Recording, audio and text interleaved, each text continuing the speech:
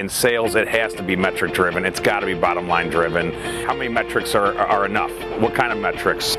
Keep it fundamental with the metrics in your sales. You don't need a lot of metrics that are going to inundate the reader and be so specific that they don't know what you're talking about anymore. Keeping a focus on having a compelling message, being able to show right up front how dynamic your verbiage is, how in line and in tune you are with what they need. Figure out their pain points, hit those pain points in terms of resolution, and how you're the one that's going to be able to make an impact to the bottom line and also save them from whatever issues they're having by having that role open.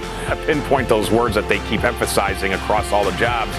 And if you can, don't fib, but if you can add that onto the resume, it's good, because a lot of times recruiters are going to use those buzzwords to find you.